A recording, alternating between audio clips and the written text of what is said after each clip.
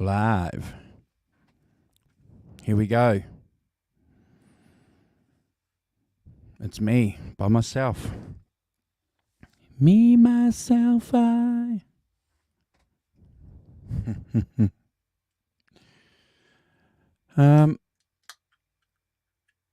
What's the time? I'm a bit early. Originally, I had this show scheduled for 7:30, but then about 4 or 5 hours ago, jumped on and rescheduled it for 8:30, and then realised at 7:30. Hey Warren, hey brother. I don't drink, so I'm going to raise a Coke Zero to you, brother, to you, and also to Eric Clapton. Happy 76th.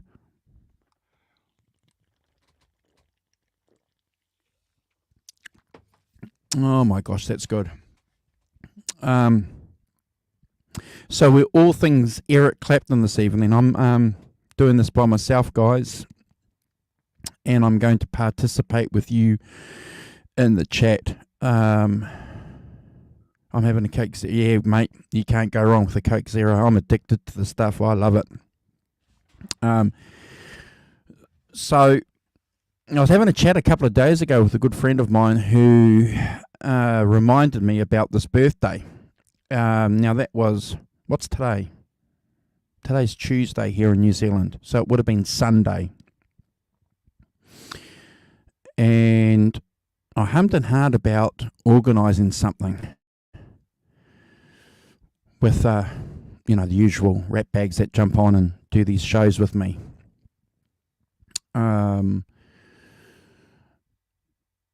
But wasn't sure whether or not I could fit the time in. So, long story short, I'm here. It's Eric Clapton's birthday. He's a big part of my life musically, and I suspect a lot of the people that watch this channel, Eric Clapton is a big influence on us as guitar players. There. That's not your one. That's not your one, Warren. That's an old girl. She's 1989, that one. And we'll talk about her later. She's a beautiful old girl.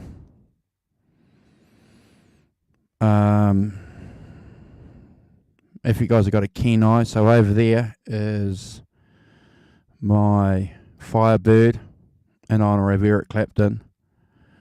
My Strat. My 2019 Les Paul.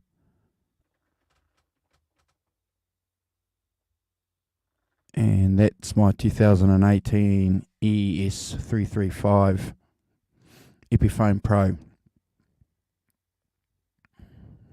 Yeah, Brad's got yours.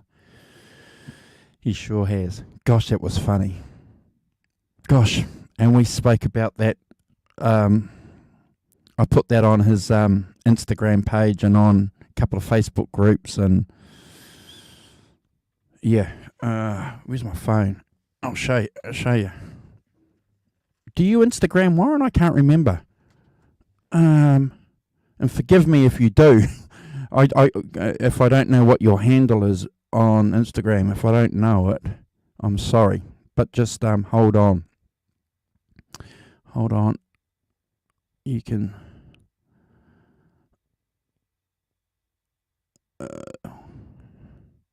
Where is it?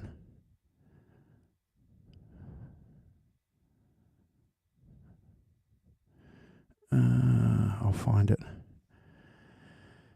KXM Rock. Thank you for joining us. Clapton's Journeyman. Absolutely. I just, there it is there. There he is there. 1990 or 1989? Jeepers, I should know that. Let's have a look.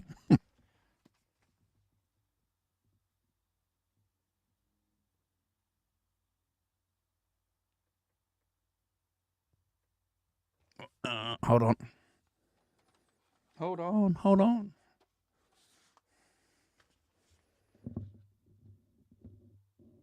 89. blind as a bat.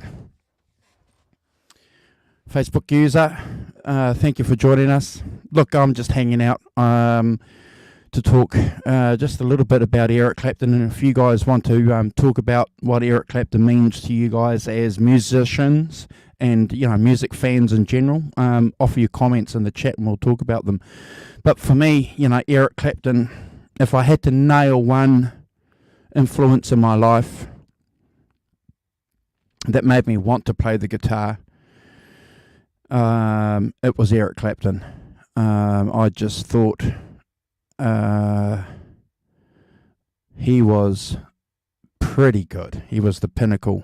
When I was about 14 or 15 years old, I was listening to a lot of other guitar players, but Clapton was the one for me. And that album, when I was a young guy, that was out. It was Money and Cigarettes, and Rock and Roll Heart was one of the singles. And I remember this guy called Dave. We were at school, and I found out that he was a Clapton nut too. And we spent a bit of time talking about Eric Clapton at school when everyone else was talking about all the other modern music that was going on. And sort of, I think the key with music, when you're listening to it, obviously it's getting hold of the records or tapes. If you're fortunate enough to be able to have some friends to borrow some of that gear, or uncles or relatives or aunties or grandparents or even parents who were listening to that, that was always a good thing, to get hold of that music. Because, we never had live streaming like we have now,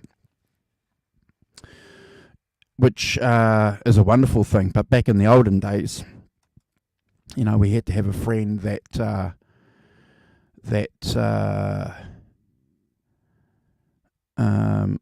you could borrow, beg, or if you had a paper run or worked in a dairy like I did, a lot of your money went to records and guitar magazines. Just hold on, guys. Gonna put, please sub to our channel. There it is there. Warren, thank you again, brother, for your contribution to the StreamYards. Thank you. You gave us another donation. It's always appreciated. Thank you, brother, because running StreamYards and then buying the subscription for YouTube, it adds up, and it's really nice and humbling to have, people in the chat, you in particular, Warren, supporting the channel. We really appreciate it. So, what have we got here? Some of the slow hand. So Kim Rock saying, slow hand influenced a lot of people. Absolutely. And we can talk about that album a little bit later. I came to that album seriously probably in the early 1990s. Is when I seriously studied that album. Hey Simon, nice to meet you, brother. Nice to see you. My dad had a lot of Clapton on reel to reel when I was a kid, and by the age of 7, I was fascinated by his licks. Man, you're lucky, Warren. Deja Voodoo is saying to be able to grow up with his empty, unplugged songs on the radio all the time was a privilege. And then one discovers the electric stuff. Yeah, absolutely. That album, and Simon and I, and Brad, we did a ranking the tracks on the Unplugged album, I think late last year. And that was really cool, going back and doing research on that album, because it was huge. It was the album that gave him, didn't it, guys? It gave him the ability, the foundation, the authority, and more importantly, the market to go out there and do the blues stuff. And and he hasn't looked back since. So for me, Clapton was the guy that started it all. I wanted to play his licks. I wanted to. Hey, Johnny. No, I first heard Clapton with The Colour of Money's. Yeah. It's in the way that you use it. Yeah. Great movie. Tom Cruise and Paul Newman. In fact, I saw that movie at Christmas time. Wasted a couple of hours watching it. Paul Newman was amazing. What an actor.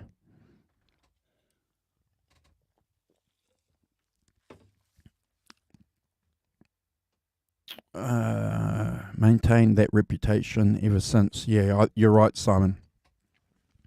So what I thought I'd do, guys, is I'll just talk to you about, we've got the internet. We've got Facebook groups, web pages, YouTube channels, which talks about, a lot of the stuff that we like. But, in the olden days, we used to have books. We used to get information from books. So I've got a few books here that I'll just talk about and make reference to. Books that help me get the information, that I wanted and that I was looking for as you become a fan, because it's one thing to hear the music, one thing to play the music, then it's another thing to, to find out about the music. I've picked up a few things over the years. So the first book I'd like to make a reference to is this one here. The complete recording sessions from 63 to 92 by a guy called Mark Roberty. Now he's done an updated version of this, and we'll get to that, but I remember buying this in 1992 and just sitting there for hours just looking through it, talking about the albums. There's a little bit of information about the albums, some photos, some pictures, where the albums were recorded, who contributed to the albums or to the songs. Pretty much like Wikipedia. It's pretty much, if you have a look, and horrible black and white photos in the day, but this book was a reference for a lot of us, and it was $39.95. It was $40 in 1992, and I have to tell you that $40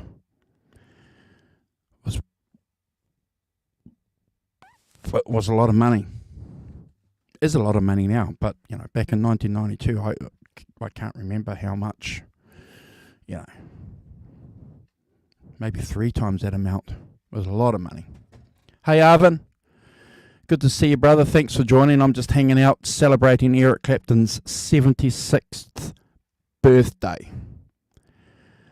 And the next thing on my pile is this here. Came out a couple of years ago. It's the Ultimate Music Guide, put out by the makers of Uncut magazine. Now these guys do a lot of stuff, mainly British musicians, mainly, but it's not bad. It goes through the career of Clapton. Horrible record. There's one in every crowd. That's the album that we did a couple of weeks ago. Nice pics there of Clapton. Nice colour pics. Blind Faith, we've done that album. fresh cream. Yeah, so the good thing with the Ultimate Music Guides is they have articles from around the time when the album was released and a contemporary article. And again, it has some. I won't show that picture because I don't like that picture of Blind Faith. Hold on. And again, it offers some. Is that going to focus? Some track marks there. So it gives the ratings according to who was doing the review. Bit of information about the album, who produced it, where it was recorded, where it sat in the charts. So I'm sure you guys would be familiar with these. I've got a couple of these. I've got the Clapton one. I've got a Jimi Hendrix one somewhere, a Led Zeppelin one, a Neil Young one. Pretty good. You know, it's good to take to the beach if you wanna sort of kick back and read something easy. Hey Sonia, nice to see you. We're just celebrating Eric Clapton's 76th birthday, so thanks for hanging out, guys. The next book I want to talk to you guys about, it's Jack Bruce's biography.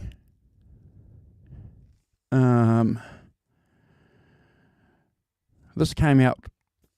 When did this come out? Hold on. This was published. I'm blind as a bat. In 2010. The foreword is by Eric Clapton, but it's fascinating because it gives insight and details into that critical period for Clapton and Jack Bruce, obviously, the Cream years. So it clears up a few myths, a few rumours, and you got to take it. Got to take it at his word. So this is available in Kindle. I got this for Christmas this year and read it during the summer break. Fascinating book. Gives you some information into the British blues scene, talks about the clubs, talks about the touring cycle that the bands were doing, offers some information and insight into other acts. It's a wonderful book. It's a history of that period that our show focuses on, you know, that British electric blues boom. Grab yourself a copy of that. What's Sonia saying? Hold on. Sorry I've not been around. Had a very sick doggy that I was tending to, giving IVs and trying to get her well over the weekend. Had to put... Oh,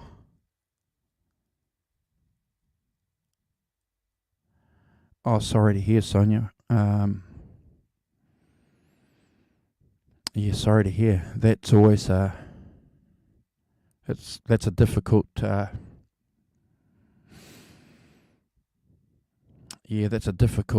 situation to be in. I've been in that situation a couple of times over the years. So losing a dog, it's not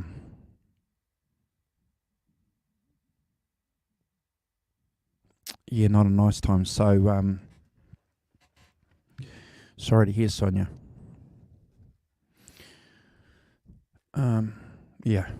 The next book is this one here called the The British Blues Network, written by a guy called Andrew Killett, who's an associate professor of history, and it offers some insight into how these bands were travelling and how the motorway situation in the UK in the 60s offered an opportunity for these bands to move around and give them an opportunity to play live gigs.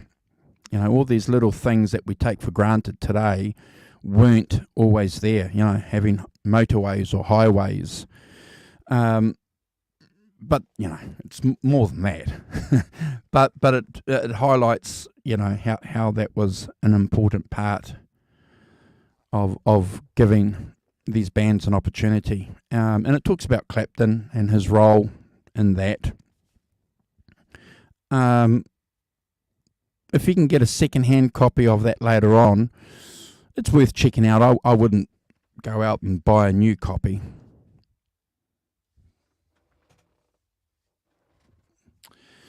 Now, this book came out a couple of years ago, Slow Hand, The Life and Music of Eric Clapton by Philip Norman. Philip Norman is a prolific writer.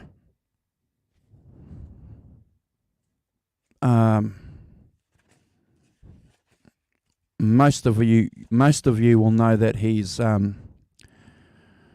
responsible for a book on the Beatles,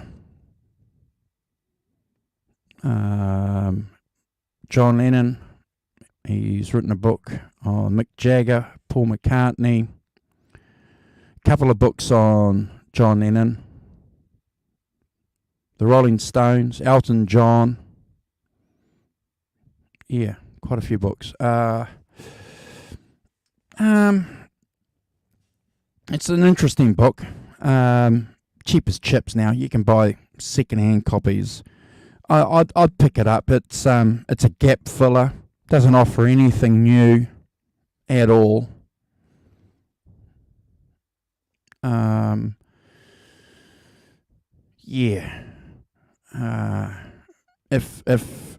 If you're a casual Clapton fan, it's probably good. If you're a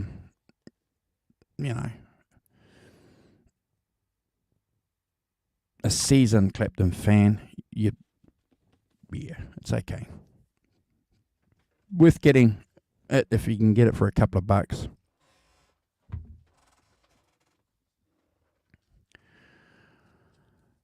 Clapton auctioned a lot of his guitars over the last few years. Well, it's interesting that you should say that, KXM Rock, because I picked this one. I'm going to get rid of that comment because, hold on, get rid of the comments. Right. So this here is Christie's catalogue. It's a selection of Clapton's guitars for the Christie's auction. What's that date there? June 24th, 1990. And there's some information there on Crossroads, the Recovery Centre. But this book is fascinating. Paid too much money for it, but I had to get it. So it's got some wonderful photos of his guitars over the years. Amps,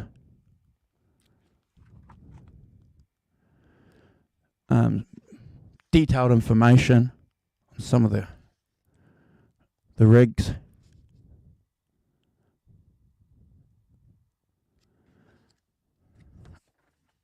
and also included in it was the printout, the final prices with the original estimates. So for example, his 91 Gibson Firebird had an original estimate of 2,000 to 3,000, sold for 34,000.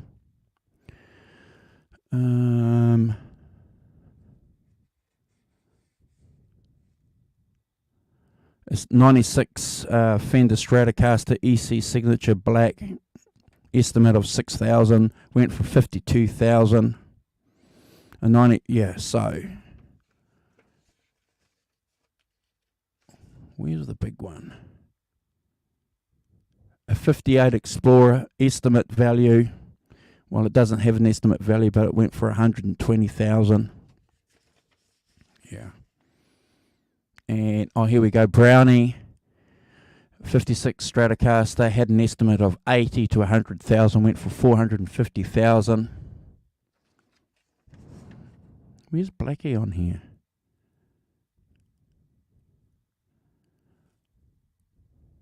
I'm blind as a bat. Where's Blackie?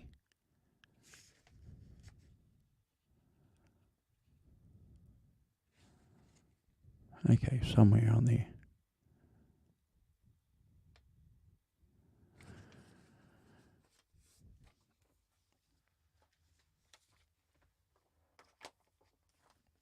If you can pick up a copy of this on eBay and you're a guitar nut, a Clapton guitar, buy this.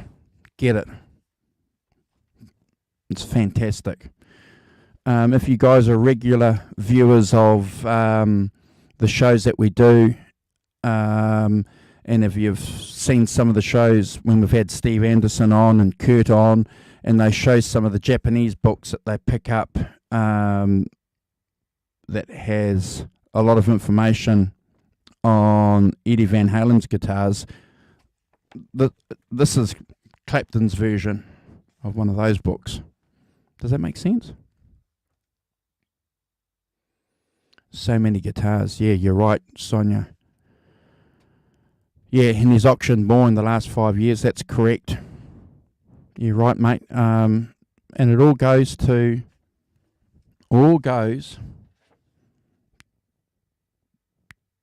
the Crossroads Centre. So this is the flyer that came with the book.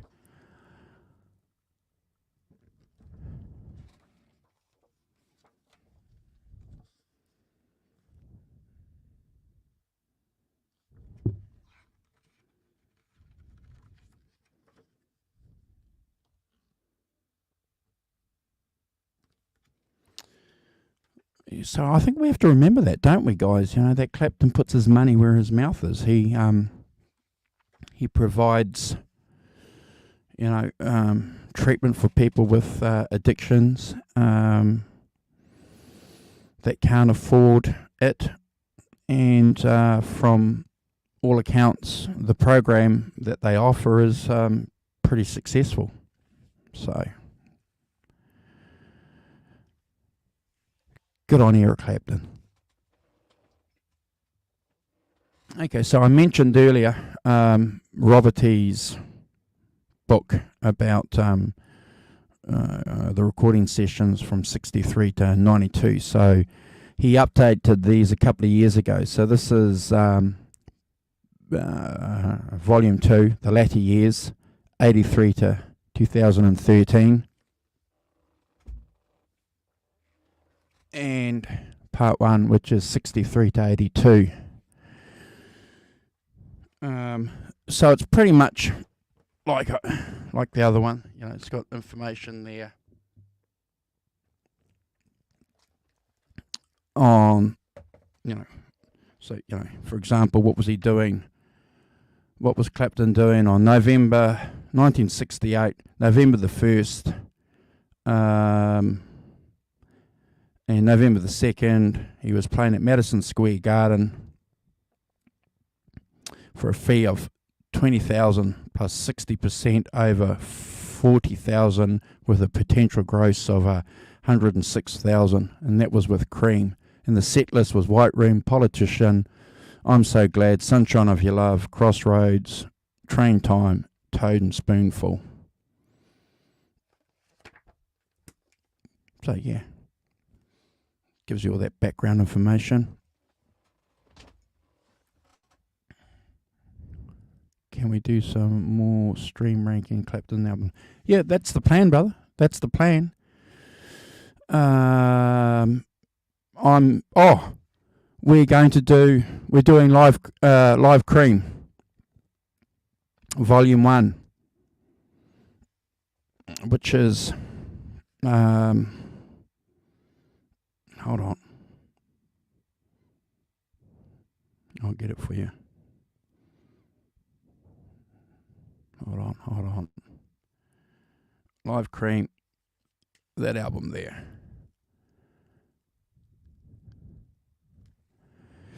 NSU, Sleepy, Time, Sweet Wine, Rolling and Tumbling, and Lordy Mama version 2.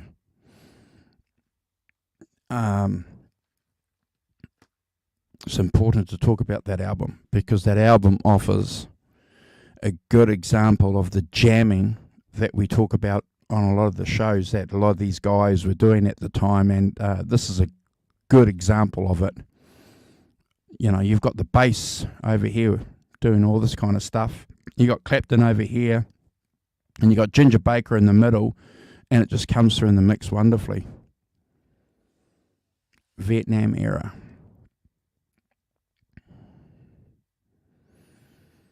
Yeah, so that's the plan. We'll do this album. This album's coming up. And we were also in April, Warren, we're going to be doing this album here with a DVD, 24 Nights, with Michael, who is a Clapton nut as well. So he's going to join Simon, myself, and Brad. We're going to do 2 parts. We're going to talk about the album, well, the DVD, and then go through and rank the tracks. So, yeah, the DVD's awesome. Okay, guys, so hold on, we're getting there.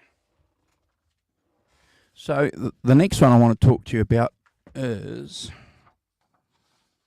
another Mark Roberty book called Eric Clapton, The Man, the Music, and the Memorabilia. No longer in print. You can get cheap copies of it. Get it if you can get a copy. This is the inside. There's a photo there of his signature Strat with the lace sensors. There it is there.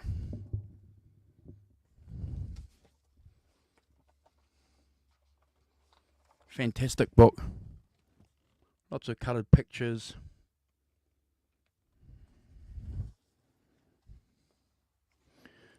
This goes up to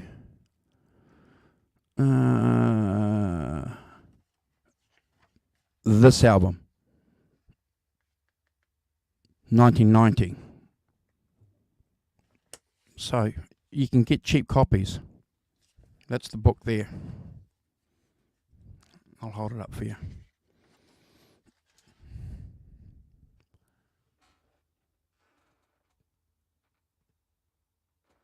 By Mark Roberty.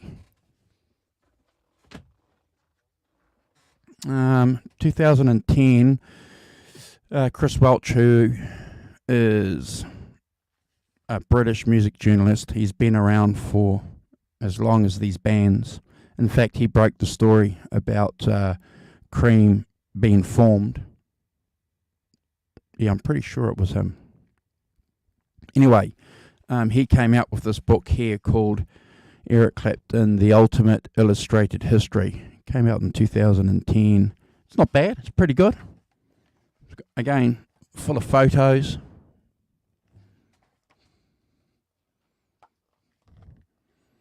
You know,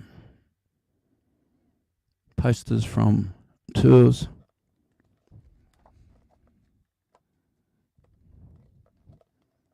Again, goes through the different eras.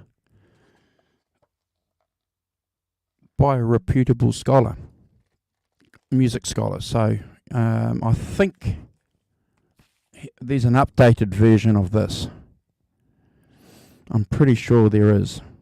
I haven't, I can't confirm it. But yeah, that's worth checking out too.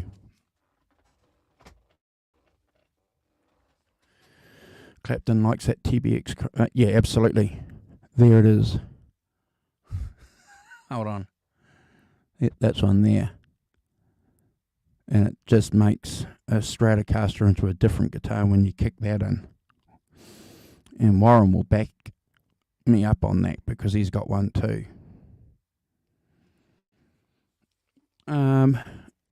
This is an authorized biography by Ray Coleman.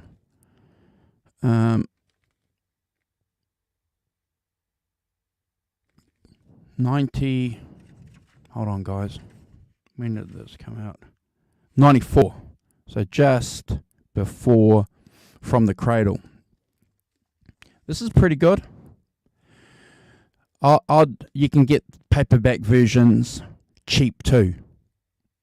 Hasn't been updated as far as I know. But Ray Coleman is again reputable. Hung out with Clapton. So, yeah. It's got some good information, some good opinions, good insights into, what Clapton was thinking during various stages or eras. It's pretty good. This is an interesting book. This is Clapton, Edge of Darkness by a guy called Christopher Sanford. And I picked this up. I was outside the public library in those boxes that they have. And they've got these books in there, 2 for $1 or something like that. And I picked it up. When did I get this? 2010. And it was a couple of days before an Easter weekend. And I read it pretty much over an Easter weekend. And man, this guy, this guy offers some interesting insights into the psychology, the personality of Clapton. It doesn't have very good reviews online, but I like it. I really, really like it because it paints a picture of Clapton that balances out all the other biographies, which talks about Clapton as God. And this guy here says he ain't God. He wasn't God. And it offers, interesting accounts. He's researched it, so, he's talking to people about Clapton and the way that he treated people, the way that he spoke to people. Even this is going back pre-Yardbirds. The difficulty that he had with other people was remarkable. And I like that. As a music fan, reading this book, gave an insight into the complexity that he had as a guy growing up, the expectations that he had from people around him because he was good at the guitar. So straight away there was this expectation, which he kind of didn't like, and if he didn't like you, he made it very clear that he didn't like you. He just wouldn't talk to you. And some people, didn't like that, and rubbed a lot of people up in the UK, especially in the music industry, up the wrong way. And I think that kind of grew and grew and grew out of proportion because we know, that he had some difficulties relating to people. He speaks about that quite freely now himself. So I think, people were too harsh in their judgment. Does that make sense? Yeah, I think so. But yeah, if you ever get a chance to pick up Christopher Sanford's book, he's pretty good. He's written a few books. He came out with a book on the Rolling Stones a couple of years ago, and I think he's written one on Mick Jagger. Mick Jagger didn't like his book, apparently.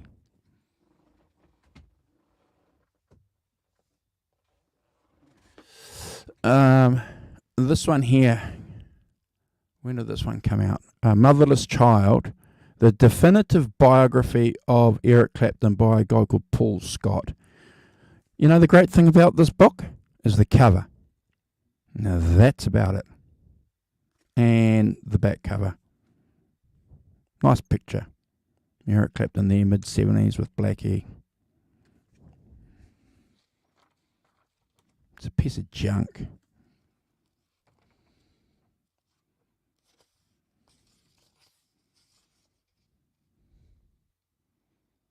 Came out in 2015.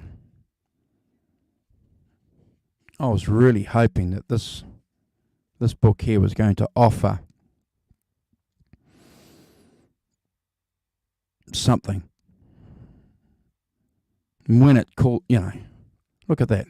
The definitive biography of Eric Clapton.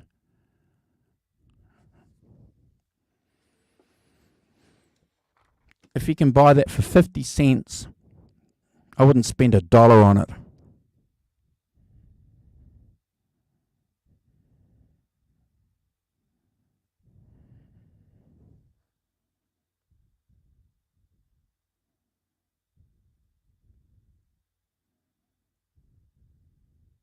It's just a sensationalizes everything from a tabloid perspective. It's just, some of the facts are wrong. Hasn't interviewed anybody. It's sad.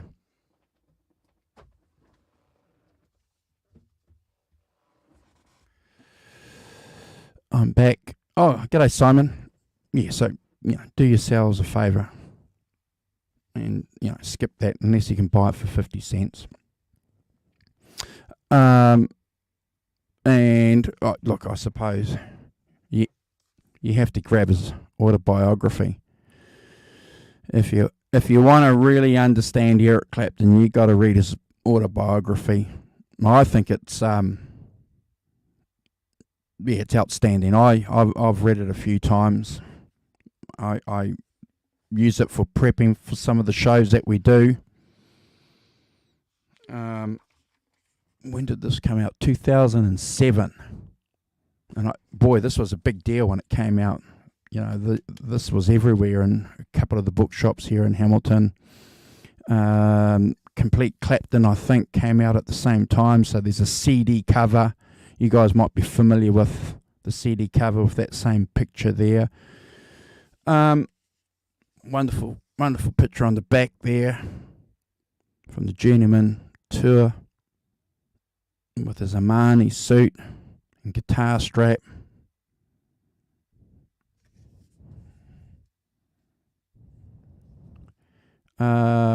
You just bought it last week, Warren. Mate, it's look, it's fantastic. It's pretty easy for referencing too, because there's the contents there. The contents is pretty good. It's just the names of the bands. Yardbirds, Male, Cream, Blind Faith, blah, blah, blah, all the way through. Relapse, The Aftermath, Crossroads, Family Man, Malia. So, if you want to read, if you're doing a show on Blind Faith and you're ranking the tracks on Blind Faith, you go to page, where is it? Chapter 5, Blind Faith, and you read that, or you skim through that. And you'll notice too that I don't underline any of my music books. Other books that I use for other reasons I do, but I don't underline my music biographies or highlight them. I make my notes on my notebook. Just one of those little things. So if I ever loan you a music biography and it comes back highlighted or notes in the margin, you're in trouble.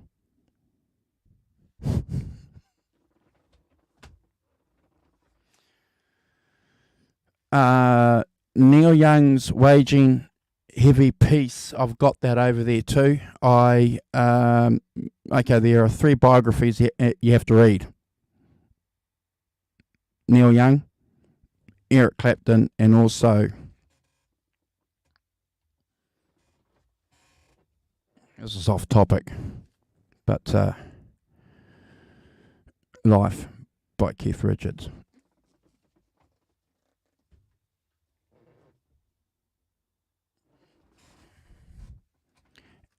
Andrew, which book is best for the musical details such as gear?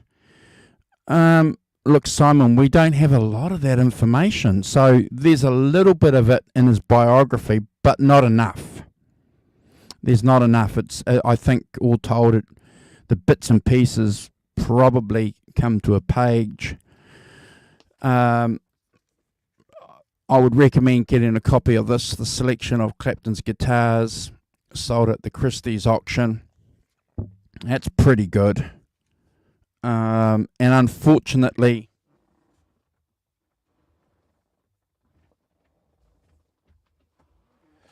Robertie's Clapton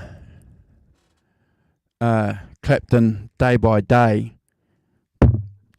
offers a general discussion on a guitar that he might use. For example, recording Layla. Well, I'll tell you. Hold on. Give me a second, guys. I'll find it for you.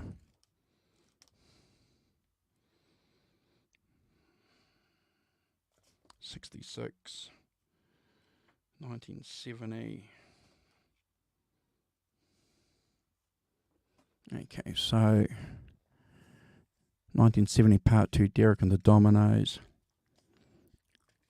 So there's a bit of background there with the individuals.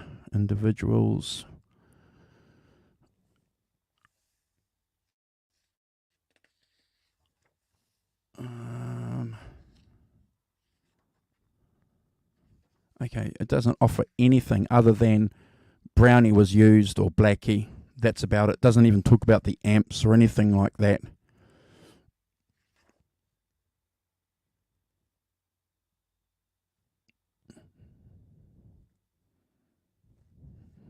Okay, I know. I thought it made a mention somewhere, but hey, Great Vanzini, I'm just hanging out celebrating this guy's 76th birthday. So to answer your question, Simon, I think the book is yet to be written when it comes to offering some kind of research into what Clapton was using. On his official website, I think there's a couple of pages there on some of the gear that he used over the years. Pretty basic. Wikipedia talks a little bit about it, but there's nothing in depth, unfortunately. So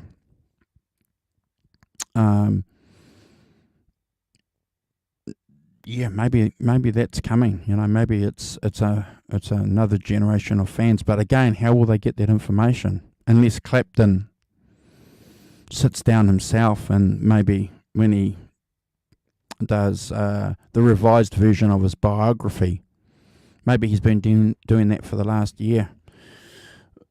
But I'm glad you mentioned that, Simon, because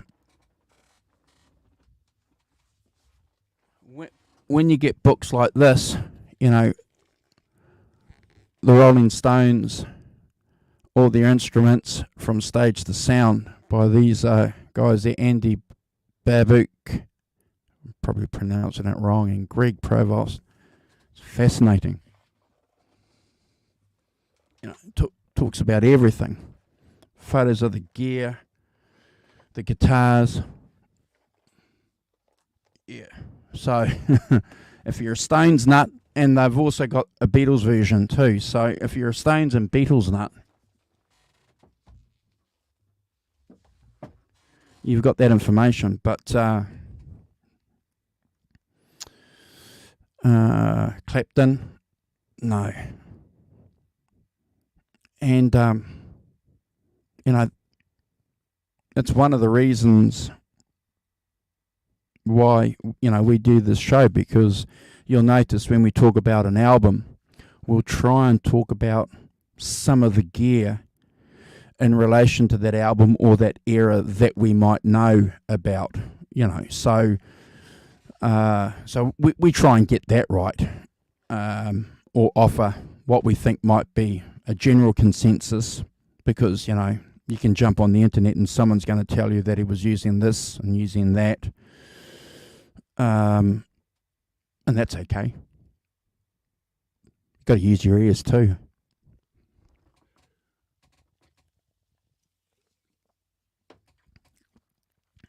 The best part of Keith's life book is the part about tunings, which is fascinating. I know. And that's 5 pages. Yeah, so it's absolutely true. When Keith tells you that he can remember everything, the detail that he provides in his book is fascinating. And again, let's go back to topic. Eric Clapton is pretty good too. In his biography, relaying some of that information, because when did that come out? 2007, 2008, a while ago. He's 76 now, so we don't want to make any judgments. But when you get a little bit older, you sometimes need to be prompted to remember things. Write little notes for yourself. Not that I do anything like that. But the point, though, that I want to make is that, if you're a pretty good band, if you're a successful band, and you've got a fairly good recording contract when touring starts and all that, it's probably a good idea to record everything that you do. Take photos, have something there, write down a diary, have some kind of information of because you might be really, really successful. You might become the next Rolling Stones, and in 50 years' time, when, people want to talk about the gear that you've used, you can just pull it out and say, here, I got it all. So it's probably a lot easier for bands to do that now too, because they have social media. So if you're not recording that in a diary, a lot of bands, a lot of artists, I suppose, now are recording that digitally. Does that make sense? Yeah, probably does. But yeah, Eric Clapton for me, big part of my life. He was, one of the reasons why I wanted to play the guitar. My first real guitar hero was George Harrison. I was a Beatles nut, guys. I loved the Beatles. And I wanted to be George Harrison. I just thought that George Harrison was cool. And then, Clapton.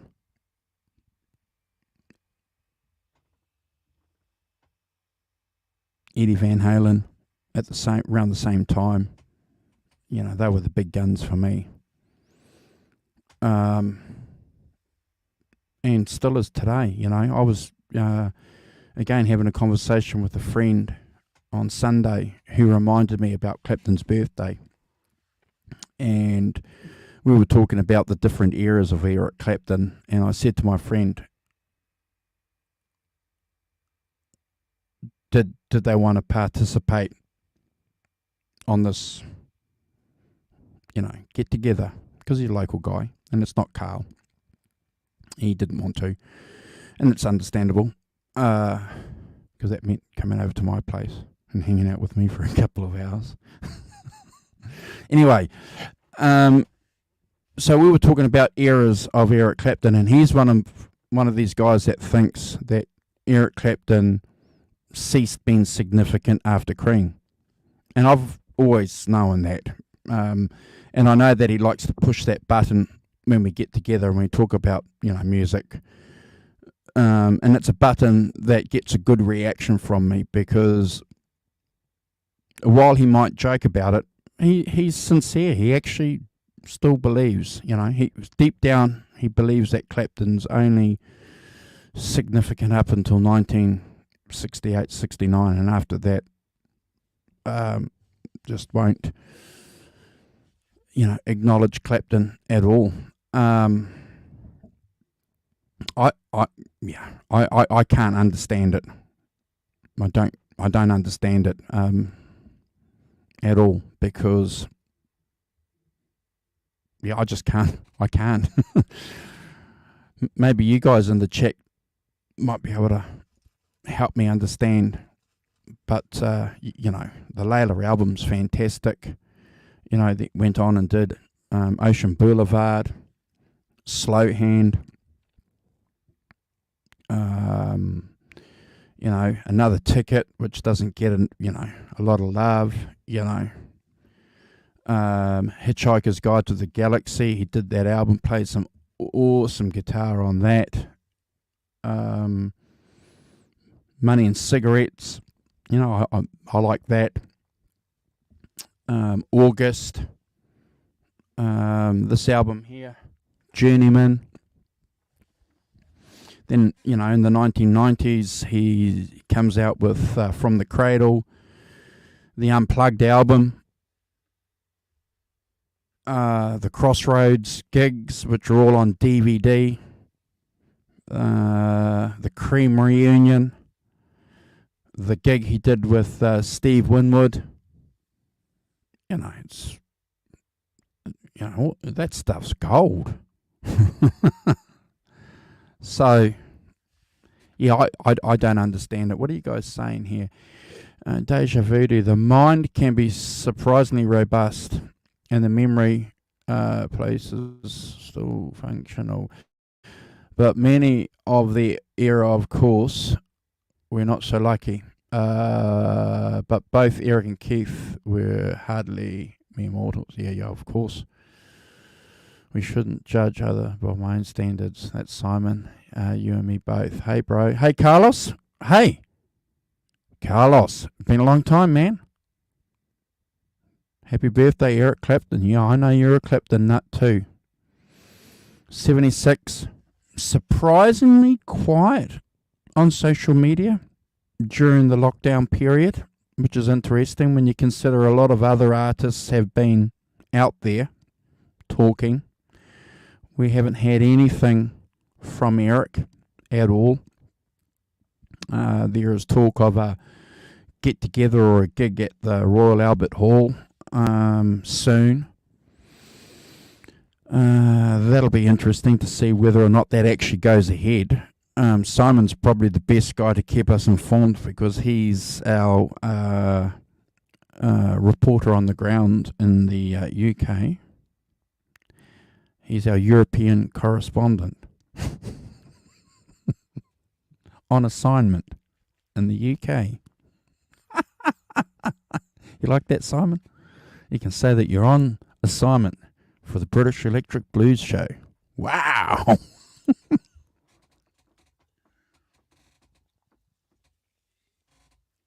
Hey, that might get you into some gigs. Yeah, we might have to get your little ticket printed and flash that.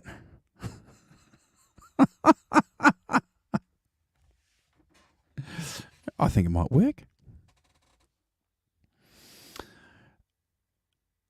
G'day, Brian.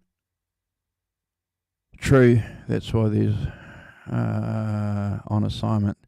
I've not seen anything on American TV regarding Clapton's birthday. Wow.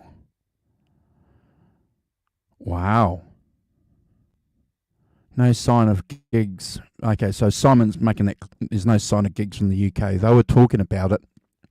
I do remember reading a post not long ago about the hope of getting together for some gigs, but yeah, we'll have to see if that happens. But where does Clapton rank for you guys? Is he in your top 5, top 3, top 10? As a guitar player or a musician, or an influencer.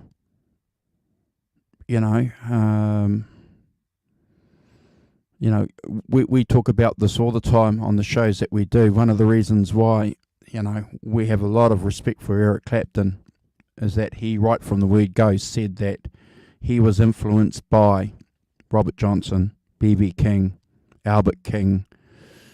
He said right from the word go, and again, Keith Richards and Brian Jones, they said the same thing too, didn't they? We're just doing our version of the music that these guys have done. And they're sincere. They're sincere when they say, don't listen to us. I believe them when they say that. There are video clips, Brian Jones saying, don't listen to us. Go and listen to Howling Wolf yourself. You guys, he's here. I love that. I love that because it was through Eric Clapton that I discovered the blues. And that's why I have, love for him as a musician, because I didn't know who Robert Johnson was. I heard of Muddy Waters, but I had no idea that these guys were really, really important. So when you get to a financial position, when you're a younger guy and you can buy some of these, records or tapes, and you actually take them home and you listen to these albums yourself or these songs yourself, then you realize, well, there is some power there. So I think the term that they use, is a gateway. It's a gateway to music, and that's one of the reasons why we should respect him, because of that. Never hid who he was influenced by. It's like studying the classics. Absolutely deja vu. Absolutely.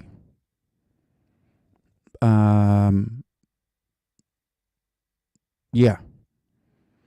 I agree with you. And, these English guys did a pretty good job. They were studying this music. They were using these, their ears, and they did a pretty good job.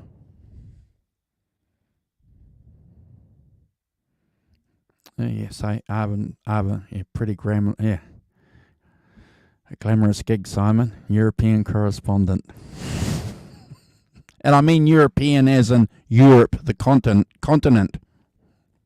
None of this, we're not being ethnically segregational here.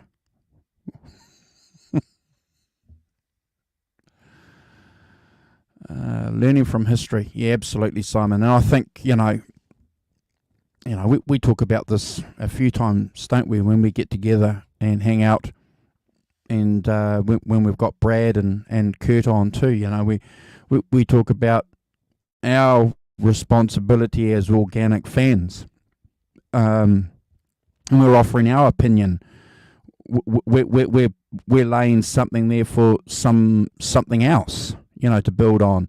And this is why I think, if you guys love music and you have an opinion, it's really good that you guys are joining Simon and I and Brad when we do our weekly show. We love it, and we don't take that support lightly.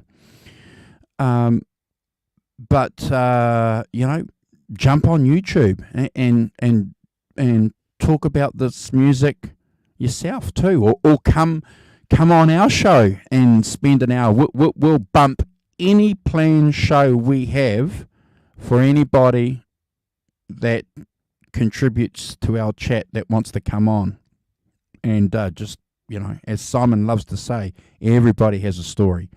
So, we'll bump any show. Hey, Nelson, good to see you, brother. So, look at me.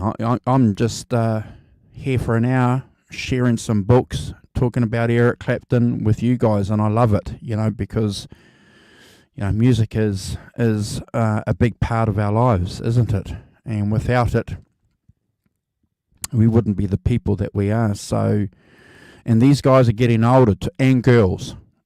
These guys and girls are getting older. So, you know,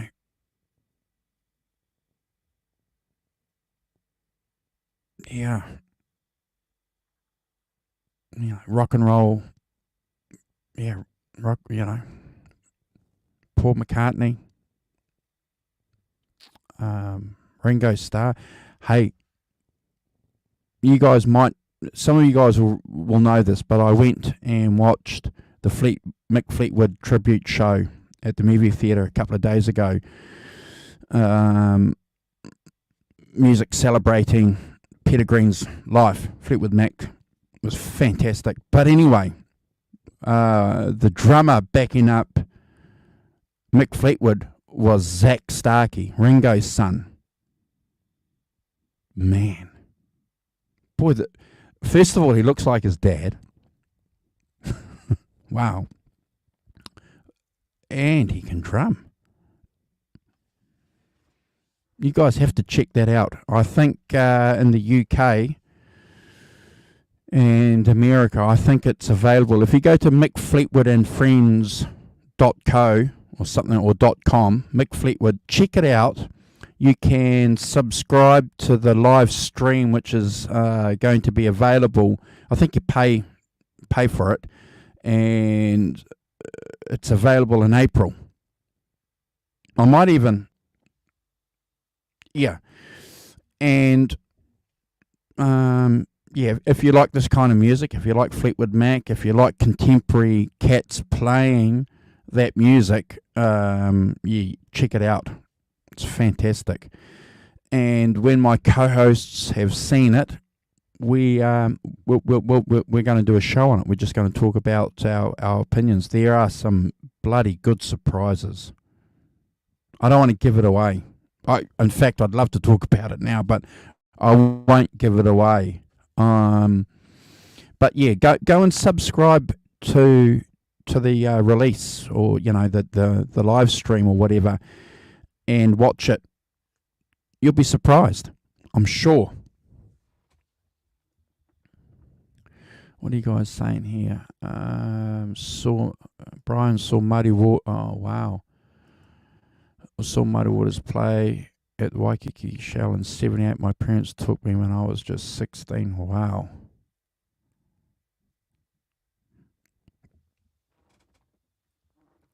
Cool parents.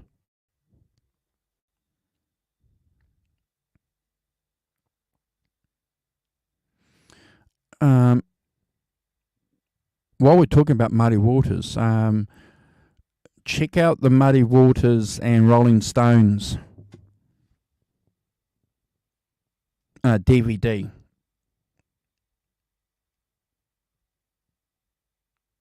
I can't remember what. Oh man, I'm bad. Hold on. I'll find it. I will find it. Where are we? Muddy Waters. Yeah, here we go. You guys know it. You know what I'm talking about. That one there. Live at the Checkerboard.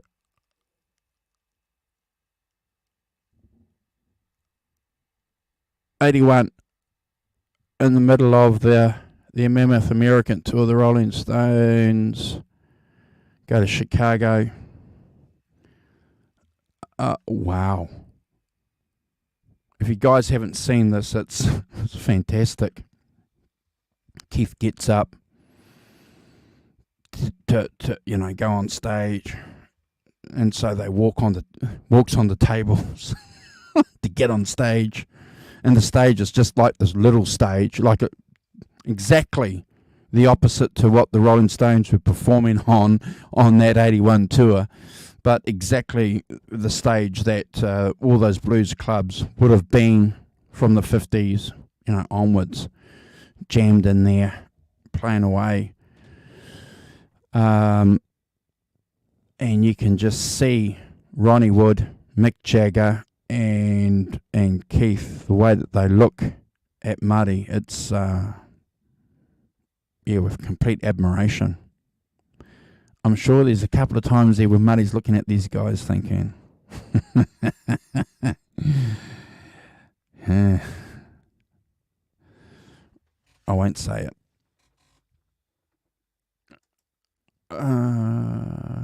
Give me time. My time here is 9:15. Not sure what time it is there. Yeah, so if you guys are going to check that out, I'll get you. I'll see if I can find it for you. That Mick Fleetwood.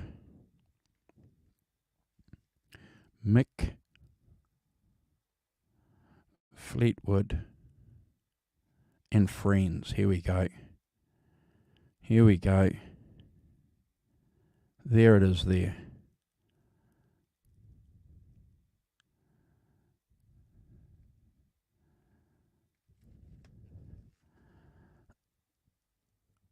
So Mick Fleetwood and Friends. There's the website. There's the web address there. And video on demand tickets.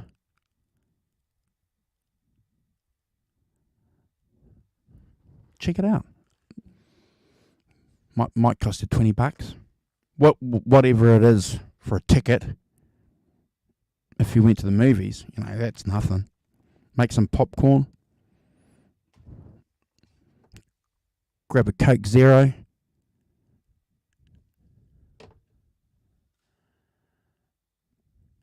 Awesome.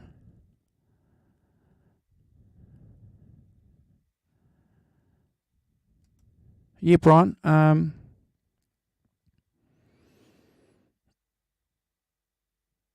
Yeah, Simon and I are pretty much exactly 12 hours apart, give or take an hour, depending on daylight saving. So I normally go live with Brad and Simon around 6 p.m. here, 6, 7.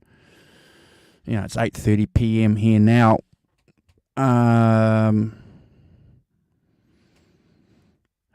So what time did Brian say that he was?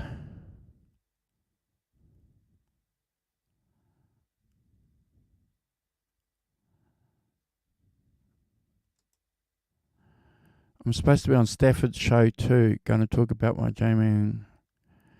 Yeah. I've seen you on Stafford's show. Yeah. Yeah. I am with R2. I was going to say R2D2. R2, R3, Joe Wentz. Yeah. But, if you want to jump on, if you want to do a stream with us, we'd love to have you on. You can talk about Robin Trow. You can talk about your history. So let's have a look here. So what's Simon? I would be 11 hours ahead of you, Brian. Andrew G is an hour behind, but one day ahead. Yeah. Still amazes me. Still, after doing these shows with Simon for a couple of years, and we've had you on too, Great Vanzini. It's been late for you when you've been a guest on our show a couple of times. So, hold on, Brian. I'll give you my email address. Hold on.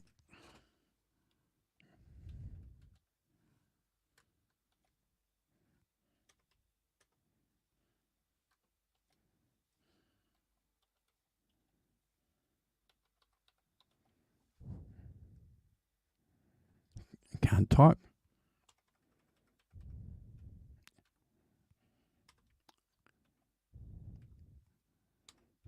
extra.co.nz. Let's have a look. Have I got that right? Let's have a look.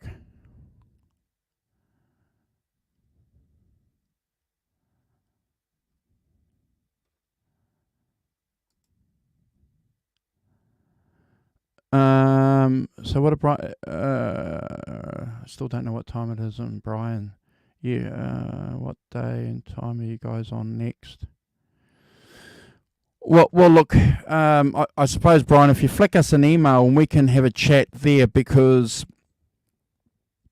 we'll bump a show, or we can fit in a time that suits. Probably with Simon, it would work better for Simon either on a Saturday or a Sunday.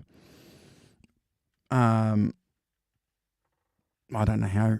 I don't know. Yeah, because Simon works during the day when I'm home here.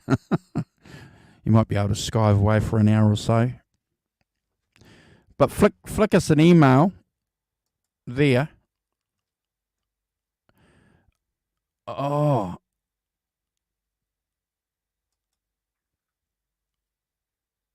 There I am. And we can jack something up. Come on. You're a veteran. You've been on YouTube shows. You know how it works. And I'll shut up and you can just do all the talking. Easy.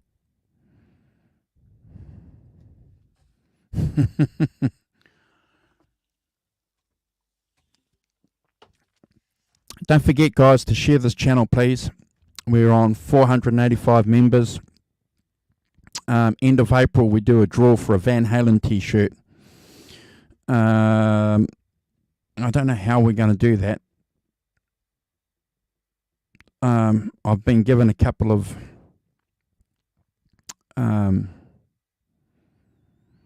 ways on how we can do that live, because we want to do it properly.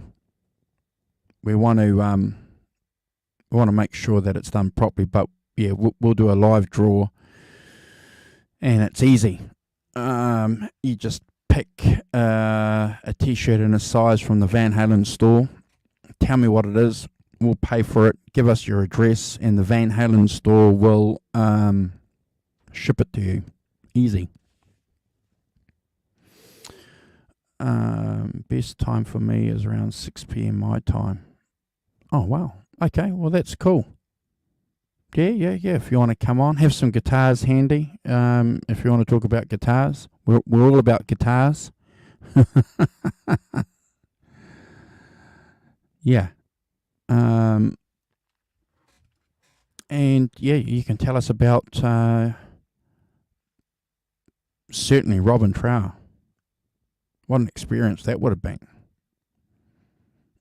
You can jump on. That'll be cool. Yeah, you can. iPhones are great. iPhones are fantastic for doing a live stream. So just have some headphones. And the good thing with the iPhone is that it uses Safari anyway. So what we'll do is we'll send you the link via email. And you just click on that, Brian, and you just follow that through. Easy. You just click on it, follow it, and it'll tell you what to do. You put your name on that banner there, and before you know it, you're in the chat. What's Sonia saying here? I meant to spread the word last week, but yeah, look, Sonia, it's no problem. Sorry to hear about your dog passing. It's always a sad time when a dog passes, because I'm a dog man, and big part of our lives. I have an iPhone here, but yeah, man, that's it. That's the way. That's it, Brian. Easy. Absolutely easy. We'll jack something up. And come on. So this Sunday we're doing, my co-host and I, we're going to be talking about Live Cream. It's a short album, but because it's a short album doesn't necessarily mean it will be a short show. Nothing is when we get together and we start talking music.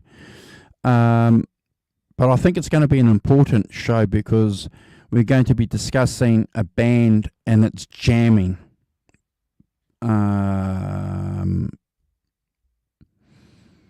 Mood. album. It's certainly a great illustration of a band jamming. And it was a pretty popular record when it came out. I've only 4 guitars, Benson, Aria Pro, and 2 Les Pauls. Well, that's 2 hours of a chat.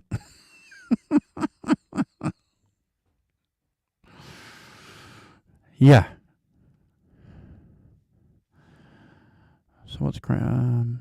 So if I figured out 6 p.m. Brian time would be 5 p.m. next day. Andrew, okay. Yeah, well that's cool.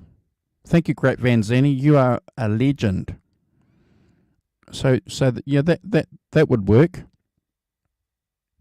And then 5 p.m. for me would be 5 a.m. for Simon.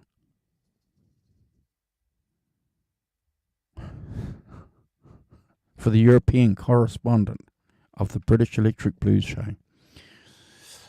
Oh my gosh. We'll have to send him an assignment.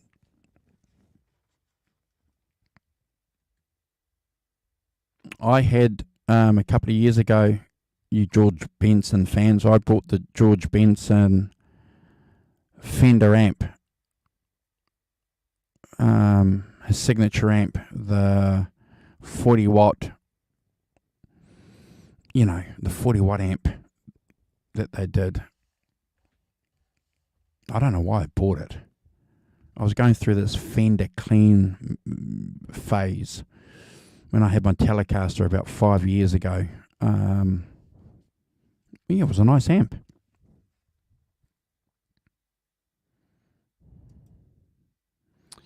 I use the Wilcox.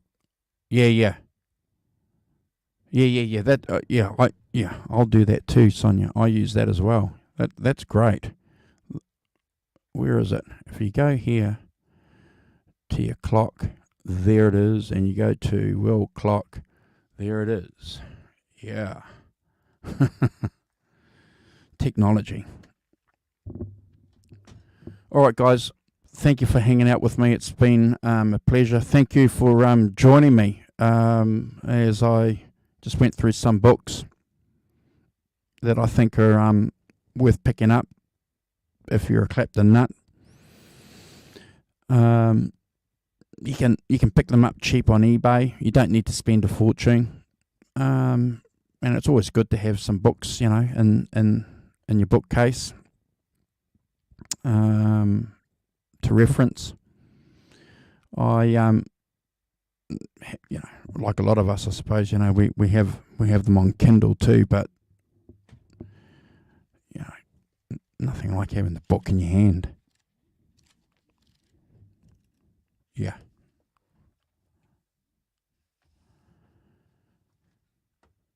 Yeah, great Fanzini. Just hold on. I'll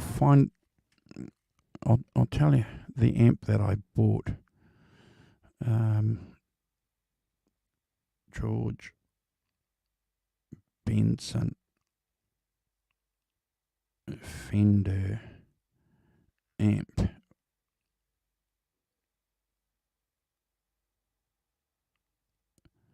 The 1x12 40 watt combo. That was the one that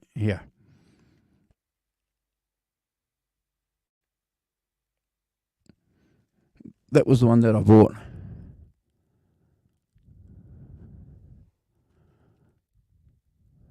Hold on. The Hot Rod. 1x12. 40 watt.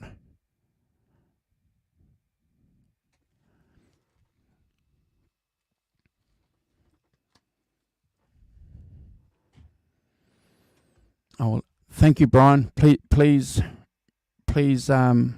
email me, and we can. I'll have a chat with Simon and Brad, and we can work something out, and you can jump on. I didn't like that amp. Because I was going through this clean phase, and it worked really well with the OCD pedal that I was using at the time.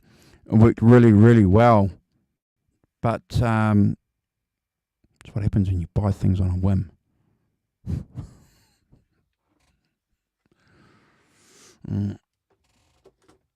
Okay, thank you for joining me. Stay safe, everybody. Happy birthday, Eric Clapton. Thank you for the music. Thank you for the gateway, back into the blues legacy that inspired you. That's given generations of music fans an opportunity to go back and discover the same guys that motivated you, inspired you to pick up the guitar, that gave you an opportunity for you to be in a situation that you could be safe and creative despite what was happening in your life and in our lives, and gives us an opportunity now to sit back and remember periods in our own lives. Hey Brad, happy birthday, Eric Clapton. Hey bro, I just thought I'd jump on. I've just wasted an hour and 27 minutes just talking about Eric Clapton. So subscribe to the channel, and Brad and I and Simon will be on Sunday talking about Fresh Cream. That'll be a great show. We can offer some insight. Jack Bruce is the man. If you ever want to hear, I'll let you into. If you guys haven't listened to that album for a long time, go and listen to it and get blown away by Jack Bruce's bass playing. It's phenomenal. Great Van Zanny will agree with me. Are you still there, Great Van Zanny? Because you're a bass player. Thank you, Brian. Yeah, Great Van Zanny will know exactly what I'm talking about. He probably bought that album when it came out. And took it home and jammed with it. Yeah, thanks, Arvin. Arvin and Sonia are very, very, very good friends of the channel right from the start.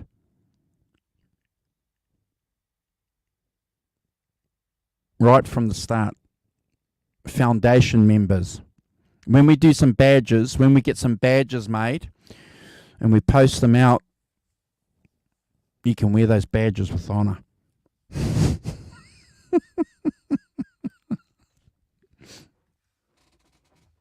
Okay.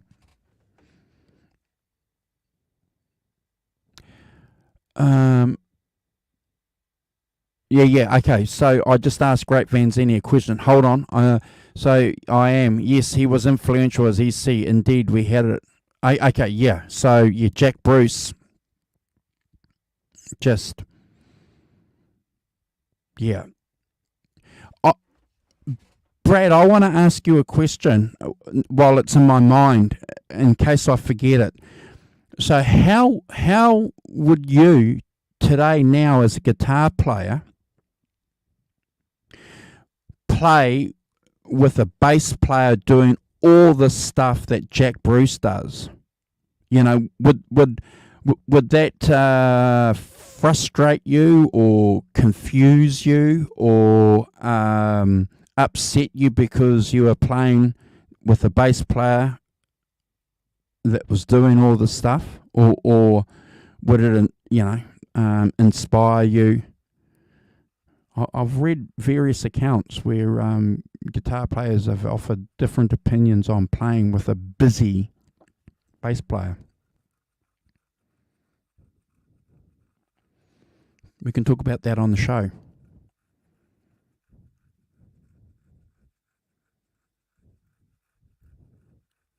Okay. Be safe, everyone.